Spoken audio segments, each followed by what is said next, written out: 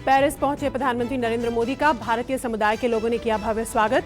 PM ने भी हाथ हिलाकर अभिवादन स्वीकार किया।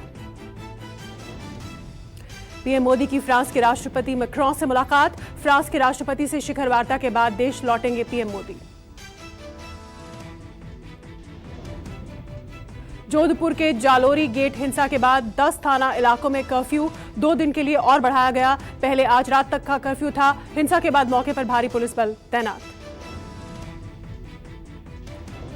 कर्फ्यू के दौरान दूध, दवा और जरूरी सेवाओं की आपूर्ति जारी रहेगी। बोर्ड परीक्षाओं को देखते हुए छात्रों को कर्फ्यू से छूट दी गई। छात्र एडमिट कार्ड दिखाकर निकल सकते हैं और परीक्षा में बैठ सकते हैं। राजस्थान के डीजीपी के मुताबिक जोधपुर में स्थिति काबू में है। पुलिस ने अब तक कुल 141 व्यक्तियों को गिरफ्तार किया है। इनमें से 133 को धारा 151 में और 8 को दूसरे मामलों में गिरफ्तार किया है। हिंसा के मामले में अब तक पुलिस की तरफ से 4 एफआईआर और आम लोगों की तरफ से 8 एफआईआर दर्ज किए गए। उपद्रव में 9 पुलिसकर्मी चोटिल हुए हैं। 3 लोग अस्पताल में भर्ती हैं और तीनों खतरे से बाहर हैं। हिंसा पर सीएम अशोक गहलोत ने कहा, हिंसा के मामले में कोई समझौता नहीं होगा। दंगा किसी कीमत पर नहीं हो। कहीं तनाव होगा तो कार्रवाई होगी। दिल्ली में आज एक बार फिर बुलडोजर से एक्शन लेना शुरू किया गया। तुगलकाबाद के करनी सिंह शूटिंग रेंज इलाके में दक्षिणी दिल्ली नगर निगम ने अतिक्रमण हटाया। तुगलकाबाद के अलावा संगम विहार इलाके में भी एमसीडी ने अवैध निर्माण हटाया। साउथ एमसीडी ने कहा है कि दिल्ली में 12 जगहों पर अवैध निर्माण हटाया जाएगा। 9 मई से 13 मई तक दक्षिणी दिल्ली में अतिक्रमण के खिलाफ अभियान और तेज होगा। एमसीडी के मुताबिक 9 मई को शाहीन बाग में अतिक्रमण हटाया जाएगा। एमसीडी ने अवैध निर्माण हटाने को लेकर दिल्ली पुलिस फोर्स मांगी है। एमसीडी ने चिट्ठी लिखकर फोर्स देने को कहा। पहले से ऐलान के बाद लोगों ने अपना सामान समेटना शुरू किया। उत्तर प्रदेश में सोनभद्र में अवैध कब्जे पर चला योगी सरकार का बुलडोजर। सरकारी जमीन पर कब्जा कर बने होटल और दुकान पर चला बुलडोजर। हाईकोर्ट के आदेश के बाद यह कार्रवाई हुई। मध्य प्रदेश के सिवनी में मॉब लिंचिंग का मामला सामने आया है। यहां गौ मांस तस्करी के शक में 2 आदिवासियों की पीट कर हत्या की गई। हत्या का आरोप बजरंग दल के कार्यकर्ताओं पर लगा। इस मामले में पुलिस 13 आरोपियों को गिरफ्तार कर चुकी है। बताया जा रहा है कि आदिवासी युवकों पर 15 से 20 लोगों ने लाठी डंडों के साथ हमला किया। सिवनी में 2 आदिवासियों की इस पीट कर हत्या के मामले में कांग्रेस ने सीबीआई जांच की मांग की है। कांग्रेस ने कहा, बीजेपी आदिवासियों के साथ दोगला व्यवहार कर रही है। मामले की जांच के लिए प्रदेश कांग्रेस अध्यक्ष कमलनाथ ने 3 विधायकों की जांच कमेटी गठित की। ये टीम घटनास्थल पर जाकर पीड़ित परिवारों से मिलेगी और अपनी रिपोर्ट सौंपेगी। 2 आदिवासियों की मॉब लिंचिंग के मामले में मध्य प्रदेश के मंत्री ने कांग्रेस पर पलटवार किया। चिकित्सा शिक्षा मंत्री विश्वास सारंग ने कांग्रेस लाशों पर राजनीति करती है। किसी भी मौत को 2 वर्गों में बांटना गलत है। यूपी के ललितपुर में थाना पाली के इंचार्ज समेत 4 पर नाबालिग लड़की से रेप का आरोप लगा है। इस मामले में थानाध्यक्ष समेत 4 की गिरफ्तारी हुई। बताया जा रहा है कि नाबालिग लड़की को गैंग रेप के मामले में बयान दर्ज कराने थानाध्यक्ष ने बुलाया और फिर थाने में उसके साथ रेप हुआ। मामले का खुलासा चाइल्ड लाइन काउंसलिंग में हुआ। पुलिस अधीक्षक ने फौरन एक्शन लेते हुए थानाध्यक्ष को निलंबित किया। ललितपुर मामले पर सरकार पर विपक्ष हमलावर है। भड़की प्रियंका गांधी। बुलडोजर के शोर में कानून व्यवस्था को कैसे दबाया जा रहा है। अखिलेश ने कहा, आप थाने पर चलाओ बुलडोजर। इस मामले में एडीजी लॉ एंड ऑर्डर ने पूरे थाने पर एक्शन लिया। एडीजी ने पूरे थाने को लाइन हाजिर किया। अब तक 3 लोग गिरफ्तार किए गए हैं। इनमें एक महिला भी शामिल है। महाराष्ट्र में लाउडस्पीकर हटाने को लेकर अड़े राज ठाकरे ने प्रेस कॉन्फ्रेंस करके ऐलान किया, लाउडस्पीकर हटने तक जारी रहेगी हनुमान चालीसा। बोले, जहां अजान हुई वहीं पर हनुमान चालीसा। राज ठाकरे ने कहा, लाउडस्पीकर हटाना धार्मिक नहीं बल्कि सामाजिक मुद्दा है। अजान और प्रार्थना करने का विरोध नहीं है, बस विरोध लाउडस्पीकर पर अजान पढ़ने का है। लाउडस्पीकर विवाद के बीच राज ठाकरे ने धमकी मिलने का आरोप लगाया है। उन्होंने कहा, मेरे पास लगातार धमकी भरे फोन आ रहे हैं और मुझे परेशान किया जा रहा है। राज ठाकरे ने कहा, हमारे कार्यकर्ताओं को परेशान किया जा रहा है जबकि हम सुप्रीम कोर्ट के आदेश का पालन कर रहे हैं। सरकार को हमारे कार्यकर्ताओं की गिरफ्तारी से क्या मिल जाएगा। राज ठाकरे के अल्टीमेटम को देखते हुए महाराष्ट्र पुलिस ने धार्मिक स्थानों की सुरक्षा बढ़ाई। राज ठाकरे के घर के बाहर भी बड़ी तादाद में पुलिस की तैनाती। राज ठाकरे को धारा 149 के तहत नोटिस।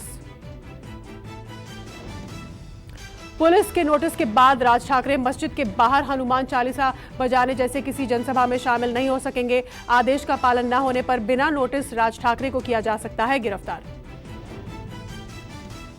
राज ठाकरे ने बाला साहेब ठाकरे का एक भाषण ट्वीट किया है, जिसमें बाला साहेब ने बोला था कि मस्जिदों से लाउडस्पीकर हटाए जाएं।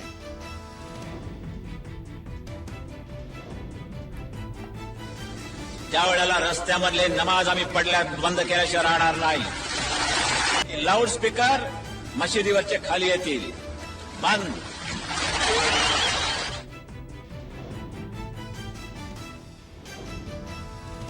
महाराष्ट्र नवनिर्माण सेना के महाआरती के ऐलान के बाद पुणे के मंदिर में बढ़ाई गई सुरक्षा। चप्पे चप्पे पर पुलिस की तैनाती। मंदिर में हर आने जाने वालों पर रखी जा रही है नजर। राज ठाकरे ने खुद आकर महाआरती करने का ऐलान किया है। एमएनएस कार्यकर्ताओं ने मस्जिद के सामने जय श्री राम के नारे लगाए और झंडा भी लहराया। जय श्री राम, जय श्री राम, जय श्री राम, जय श्री राम, जय श्री राम। राज ठाकरे के अल्टीमेटम के चलते मुंबई से सटे पनवेल में अलर्ट। पनवेल की 3 मस्जिदों में आज सुबह स्पीकर पर अजान नहीं हुई। लाउडस्पीकर में अजान न होने की वजह से एमएनएस कार्यकर्ताओं ने हनुमान चालीसा नहीं बजाई। हालांकि पूरी तरह से एमएनएस कार्यकर्ता पनवेल पहुंचे थे। नवी मुंबई में मस्जिद के पास अजान के दौरान मनसे कार्यकर्ताओं ने हनुमान चालीसा पढ़ी। एमएनएस प्रवक्ता गजानन काले बोले, जहां अजान होगी हम हनुमान चालीसा पढ़ेंगे। 12 दिन बाद राणा दंपत्ति को मिली मुंबई सेशंस कोर्ट से जमानत। नवनीत राणा और रवि राणा को जमानत दी गई, लेकिन रिहाई के पेपर जेल ना पहुंचने की वजह से रिहाई कल होगी। कोर्ट ने राणा दंपत्ति को सशर्त जमानत दी। कोर्ट ने कहा सबूतों के साथ छेड़छाड़ नहीं करेंगे, साथ ही ऐसा कोई भी काम नहीं करेंगे जिससे कानून व्यवस्था भंग हो। मुंबई सेशंस कोर्ट ने कहा जमानत मिलने के बाद राणा दंपत्ति किसी भी तरह का बयान जारी नहीं करेंगे। प्रेस कॉन्फ्रेंस करने की मनाही। जमानत याचिका पर सुनवाई से पहले सांसद नवनीत राणा की तबीयत बिगड़ी। नवनीत राणा को अस्पताल में भर्ती कराया गया। भाईखला जेल से नवनीत राणा को जेजे हॉस्पिटल ले जाया गया। 2 दिन पहले वकील ने आरोप लगाया था कि नवनीत राणा को ठीक इलाज नहीं मिल रहा।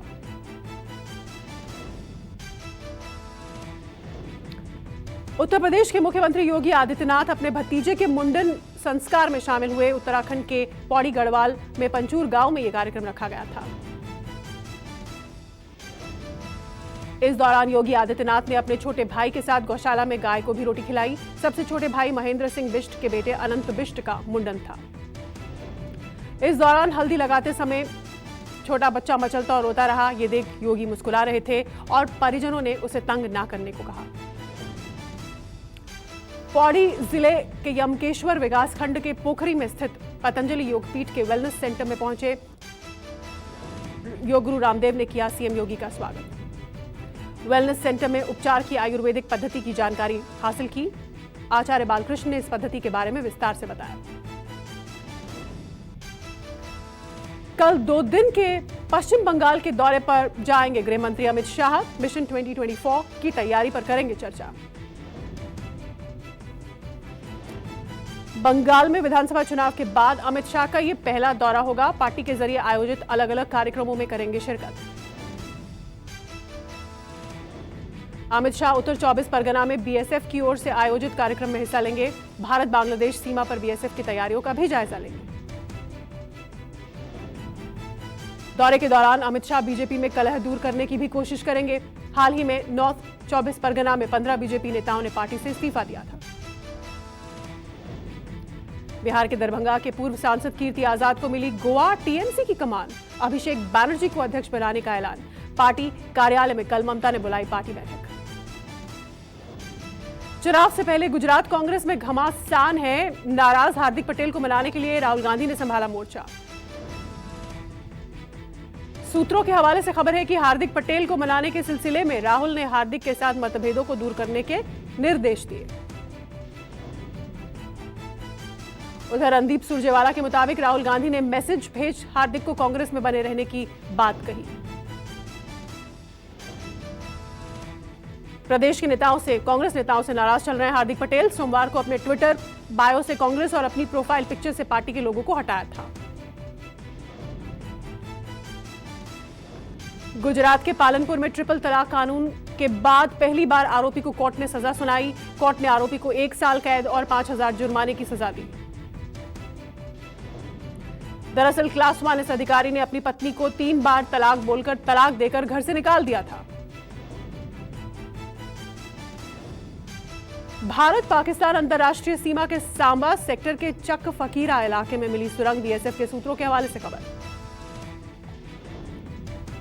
दिल्ली के भजनपुरा इलाके के गामड़ी में फायरिंग, कई राउंड फायरिंग हुई, एक शख्स घायल हुआ। दिल्ली पुलिस फायरिंग की वजह जानने में जुटी।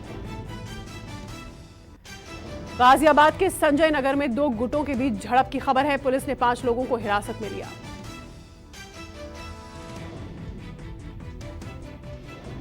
बिहार से अगली क्राइम की खबर है। बिहार के मुजफ्फरपुर में बहन की शादी के लिए शराब ला रहा भाई, उसे रेल पुलिस ने गिरफ्तार किया। दिल्ली से वो ये शराब ले जा रहा था। उसके पास से एक ट्रॉली बैग भरकर शराब बरामद हुई। बिहार संपर्क क्रांति से मुजफ्फरपुर जंक्शन पर वो उतरा था, इसी दौरान पकड़ा गया। यूपी के बागपत में सट्टा किंग सुमित पंजाबी की करोड़ों रुपए की 7 संपत्तियों को पुलिस ने सील करते हुए कुर्क कर लिया। यह शख्स जिले का सबसे बड़ा सट्टा किंग है। सुमित पंजाबी, उसका नेटवर्क जिले भर में फैला हुआ है। इसकी बागपत के साथ ही हरियाणा, दिल्ली और उत्तरांचल में भी संपत्तियां हैं। काफी समय से फरार था।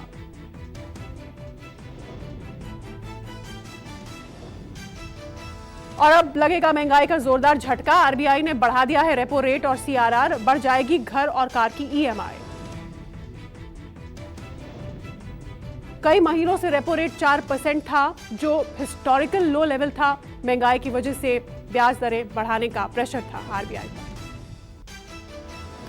रेपो रेट 4% थी, जिसे बढ़ाकर 4.4% कर दिया गया। आरबीआई के गवर्नर शक्तिकांत दास ने आज इसका ऐलान किया। देश में खुदरा महंगाई मार्च में 17 महीने के हाईएस्ट लेवल, उच्चतम स्तर पर पहुंच गई थी। फूड और मैन्युफैक्चर्ड गुड्स की कीमतों में तेजी से महंगाई ज्यादा बढ़ी। और अगर बैंक भी 0.4% की इस बढ़ोतरी को अपने ग्राहकों को आगे बढ़ाते हैं तो 50 लाख लोन लेने वाले शख्स की ईएमआई पर हर महीने 1196 रुपए, 1196 रुपए का असर होगा। महंगे डीजल की वजह से देश में माल भाड़ा महंगा हुआ। पूरे देश में सभी रूट्स पर ट्रकों के भाड़े में 5% तक की बढ़ोतरी। 2 महीनों में ट्रकों के किराए में 10% तक का आया उछाल। माल भाड़ा महंगा होने से खाने पीने की चीजें भी हुई महंगी। डीजल पेट्रोल की कीमतों में बढ़ोतरी से पटना में 20% तक बढ़ेगा ऑटो किराया। अगले हफ्ते से प्रति स्टॉप 2 रुपए महंगा होगा सफर। ट्रांसपोर्ट वर्कर्स फेडरेशन ने बिहार के महासचिव के सामने रखी मांग, किराए में 30% बढ़ोतरी की मांग। देश के सबसे बड़े एलआईसी आईपीओ को रिटेल इन्वेस्टर्स का जोरदार रिस्पांस, कुछ ही घंटों में 100% से ज्यादा सब्सक्राइब हो गए। 17 मई को शेयर बाजार में लिस्ट होगा एलआईसी का आईपीओ का प्राइस बैंड 902 से 949 रुपए प्रति इक्विटी शेयर तय किया गया। आवेदक लॉट में करेंगे आवेदन। एक लॉट में 15 शेयर होंगे शामिल। एक आवेदक अधिकतम 14 लॉट्स के लिए कर सकता है आवेदन। एलआईसी के पॉलिसी धारकों को मिलेगी 60 रुपए की छूट, वहीं एलआईसी कर्मचारियों के लिए 45 रुपए का डिस्काउंट होगा।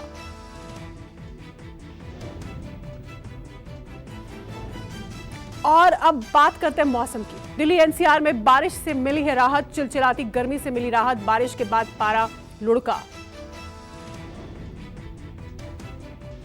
और इस बारिश से भीषण गर्मी से अगले 5 दिन तक राहत के आसार हैं। मौसम विभाग के मुताबिक केरल, कर्नाटक, तमिलनाडु, आंध्र प्रदेश और तेलंगाना में छिटपुट बारिश की संभावना। पूर्वोत्तर भारत और पश्चिम बंगाल में अगले 2 दिन में गरज और तेज हवाओं के साथ बारिश का अनुमान। 40 से 50 किलोमीटर प्रति घंटे की रफ्तार से चलेंगी हवाएं।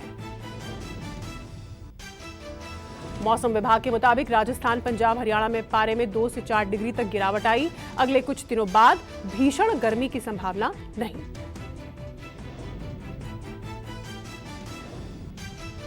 कोरोना की बात करते हैं। देश में कल के मुकाबले आज फिर बढ़ा कोरोना संक्रमण। 24 घंटे में 3200 से ज्यादा नए मरीज। स्वास्थ्य मंत्रालय के मुताबिक एक दिन में 2800 से ज्यादा लोग रिकवर भी हुए, जबकि 31 मरीजों की जान गई। सक्रिय मरीजों का आंकड़ा 19,500 से ज्यादा है। कल के मुकाबले 25% कोरोना इन्फेक्शन बढ़ी है। दिल्ली में लगातार बढ़ रहे सक्रिय मरीज। 24 घंटे में 1500 के करीब नए मरीज। दिल्ली में बढ़ते इन्फेक्शन ने चिंता बढ़ाई। दिल्ली में संक्रमण दर बढ़कर 6% के करीब पहुंच चुकी है। और अब बॉलीवुड की बात कर लेते हैं। ईद की पार्टी में दिखा सलमान खान और शहनाज गिल का बॉन्ड। सोशल मीडिया पर वायरल हुआ वीडियो। जल्द करने वाली है सलमान के साथ डेब्यू। सलमान की बहन अर्पिता की ईद पार्टी में लगी बॉलीवुड सेलेब्स की भीड़। दीपिका, रणवीर, कियारा, जैकलिन समेत कंगना रनौत भी पार्टी में शामिल हुए। मुश्किल में पड़ गए हैं साउथ के सुपरस्टार धनुष। पेरेंट्स को लेकर बोले गए झूठ पर मद्रास हाईकोर्ट ने समन भेजा। मेट गाला फैशन इवेंट में नताशा पूनावाला ने मारी धमाकेदार एंट्री। सब्यसाची की साड़ी में लगाया इंडियन और वेस्टर्न इन्फ्लुएंस का तड़का।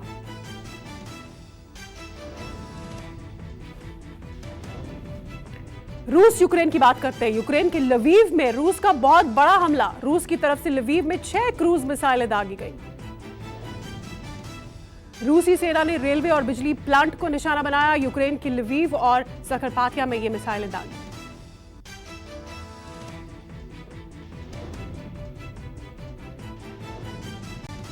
एलन मस्क ने ट्विटर को लेकर बड़ा बयान दिया है। कहा, ट्विटर यूज करने के लिए चुकाने पड़ सकते हैं कुछ पैसे, पर ट्वीट कैजुअल यूजर्स के लिए हमेशा रहेगा मुफ्त।